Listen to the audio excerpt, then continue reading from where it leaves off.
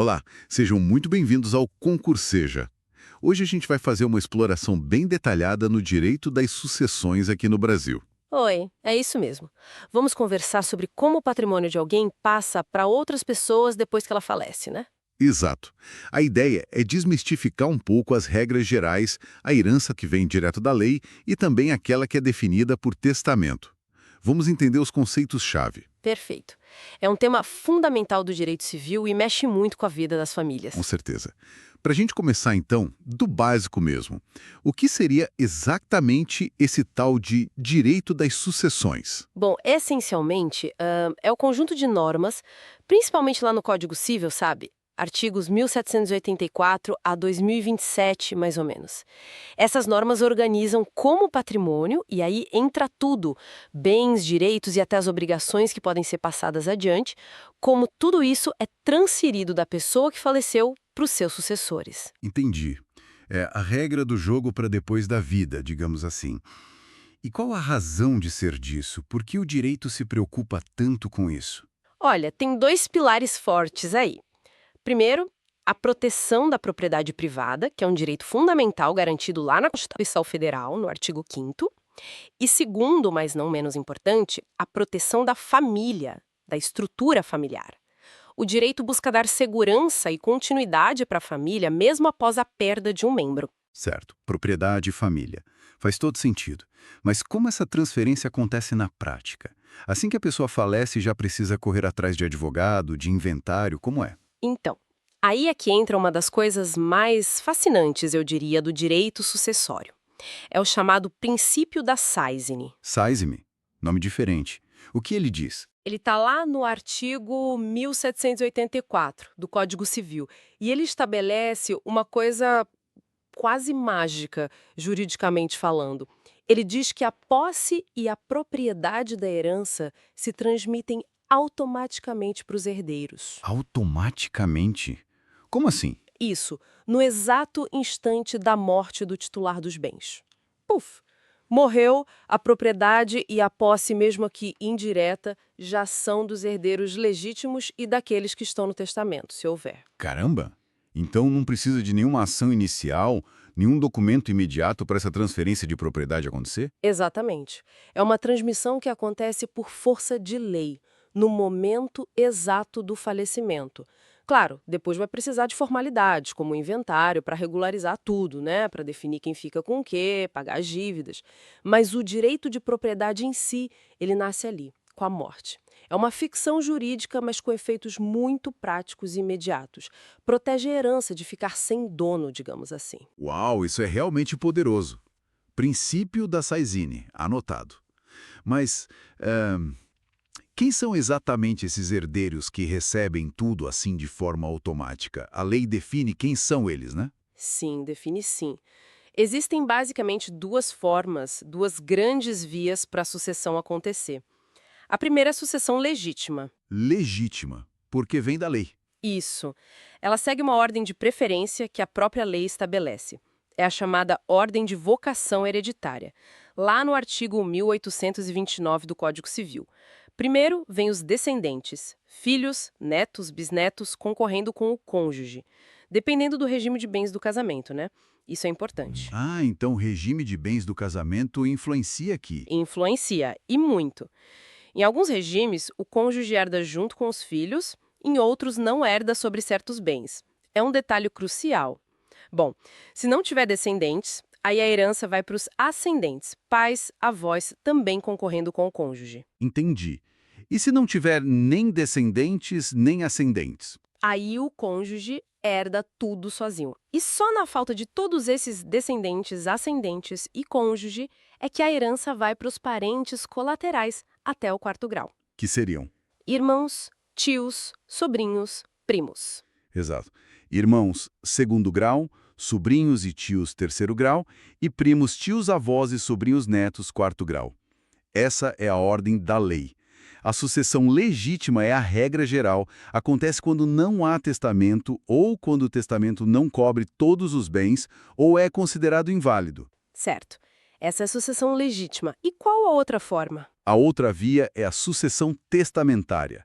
Como o nome diz, ela acontece quando a pessoa que faleceu deixou um testamento válido, expressando a sua vontade sobre o destino dos seus bens. Ah, então a pessoa pode, em vida, decidir para quem vai tudo, fugindo daquela ordem da lei. Pode, mas com limites importantes.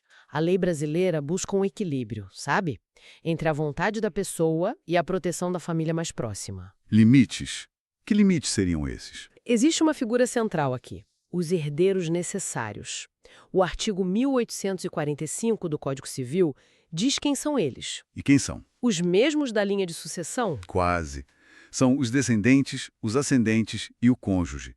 Note que os colaterais, como irmãos e tios, não são herdeiros necessários. Ok, descendentes, ascendentes e cônjuge. E o que significa ser necessário? Significa que a lei obrigatoriamente reserva para eles uma parte da herança. Essa parte é intocável pelo testador.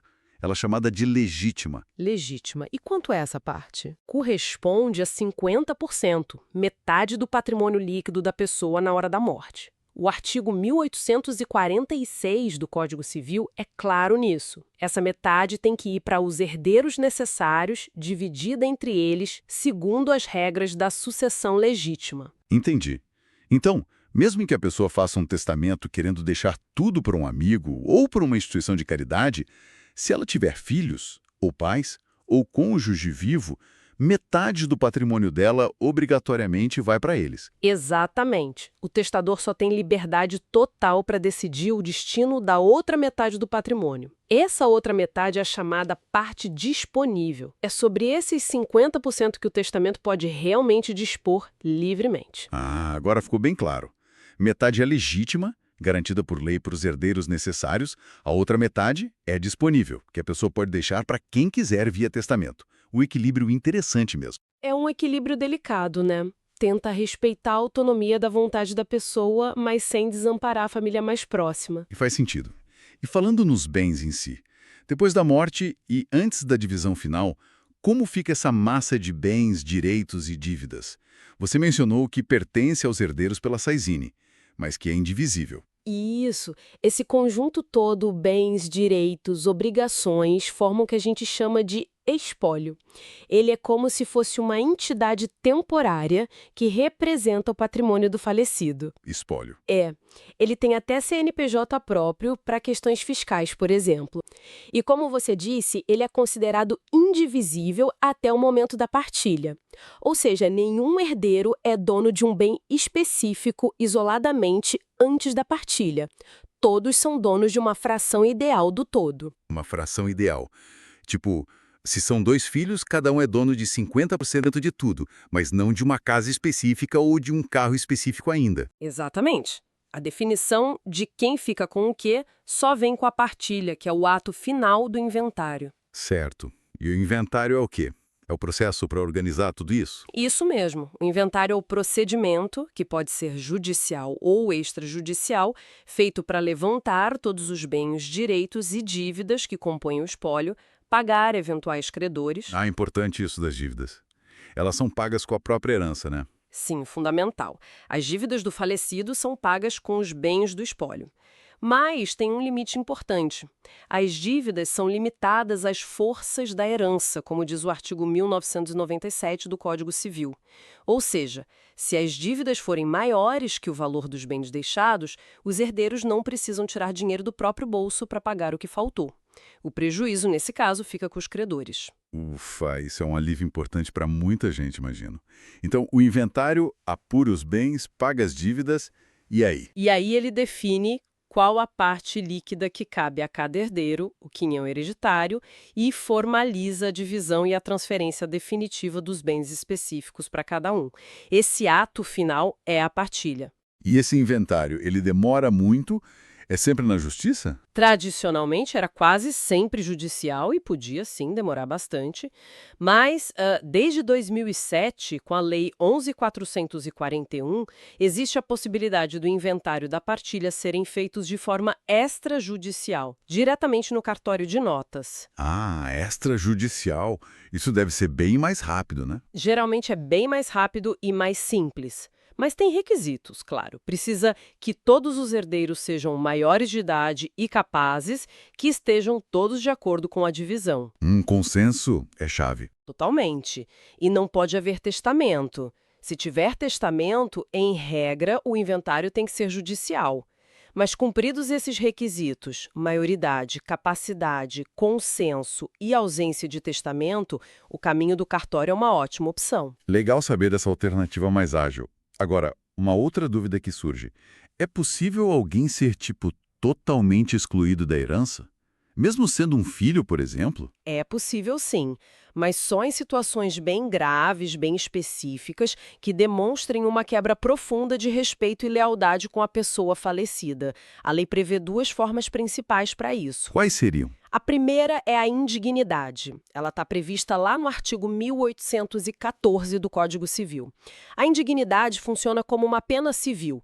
Ela exclui da sucessão o herdeiro, seja ele legítimo ou testamentário, que cometeu atos muito graves contra o autor da herança ou contra a família dele. Que tipo de atos? A lei lista ter sido autor, coautor ou partícipe de homicídio doloso ou tentativa de homicídio contra a pessoa de cuja sucessão se trata, seu cônjuge, companheiro, ascendente ou descendente. Também quem acusou caluniosamente em juízo o autor da herança ou cometeu crime contra a sua honra ou a de seu cônjuge ou companheiro. E, por fim, quem, por violência ou meios fraudulentos, inibiu ou impediu o autor da herança de dispor livremente de seus bens por ato de última vontade, como fazer ou modificar um testamento. Nossa, são situações bem pesadas mesmo. E como essa exclusão por indignidade acontece? É automática? Não, não é automática. Ela precisa ser declarada por uma sentença judicial, numa ação própria movida por alguém interessado, como outro herdeiro. E tem um prazo para entrar com essa ação. Entendi. Precisa de um processo judicial para confirmar a indignidade.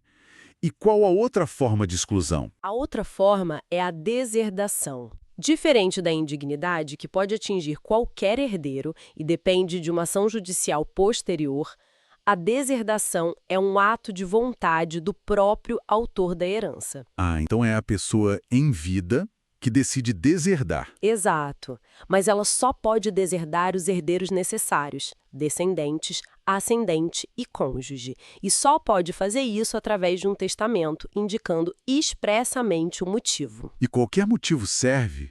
Tipo, não gosto mais do meu filho. Não, de forma alguma. Os motivos para deserdação também são taxativos, estão listados na lei, nos artigos 1961, 1962 e 1963 do Código Civil. Além das mesmas causas que autorizam a indignidade, a lei prevê outros motivos específicos para deserdar descendentes, como ofensa física grave contra o testador, ou ascendente, como desamparo do filho ou neto com deficiência mental ou enfermidade grave. Então, mesmo sendo um ato de vontade, no testamento a deserdação precisa se basear nesses motivos graves previstos em lei. Precisa. E mais, depois da morte do testador, o herdeiro que foi beneficiado com a parte do deserdado precisa entrar com uma ação judicial para provar a veracidade da causa de deserdação que foi indicada no testamento. Se não provar, a deserdação não tem efeito. Entendi. Tanto a indignidade quanto a deserdação são medidas extremas para casos graves e dependem de confirmação judicial, de uma forma ou de outra. Exatamente. São exceções que confirmam a regra da proteção aos herdeiros, especialmente os necessários. Bom, acho que cobrimos bastante terreno, né? Desde os princípios básicos até essas situações mais complexas de exclusão, tentando amarrar tudo isso. Vamos lá. O sistema sucessório brasileiro, então, ele parece buscar um equilíbrio, né?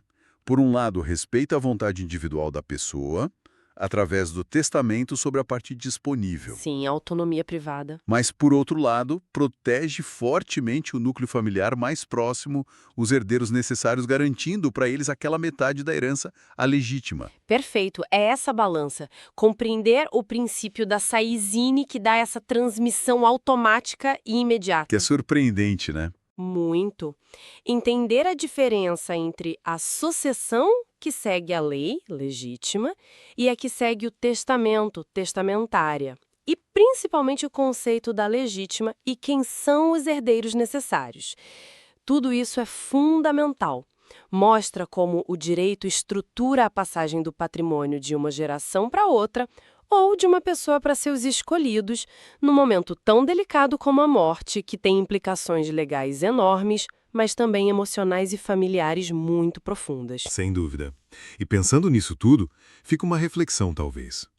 Se a Saizene, como você disse, transfere o direito de propriedade logo na hora da morte, mas o inventário, a partilha, que é o que vai de fato colocar os bens na mão de cada herdeiro, pode demorar meses, às vezes anos. Sim, a realidade prática pode ser demorada. Como essa desconexão, talvez, entre ter o direito abstrato desde o início e ter a posse concreta, o uso efetivo do bem, só bem depois, como isso pode gerar tensões ou disputas familiares na prática.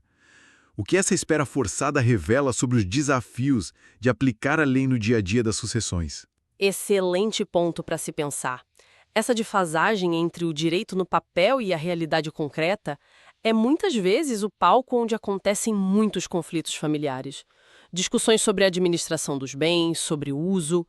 Revela que a lei dá uma solução imediata no plano jurídico, mas a concretização depende de procedimentos que podem ser lentos e às vezes acirrar ainda mais os ânimos no momento que já é de luto e mudança. Fica aí a reflexão sobre a importância de buscar o consenso e, quem sabe, planejar a sucessão em vida para tentar minimizar esses problemas. Ótima colocação. Planejamento sucessório é um tema para outra conversa, com certeza. Com certeza. Bom, chegamos ao fim da nossa análise de hoje sobre direito das sucessões aqui no Concurseja. Espero que tenha sido esclarecedor. Tomara que sim. É um assunto complexo, mas essencial. Muito obrigado pela sua participação e pelos insights valiosos. E a quem nos ouviu, muito obrigado pela companhia. Continuem ligados nos próximos conteúdos e cursos aqui do canal Concurseja. Até a próxima! Até a próxima, pessoal!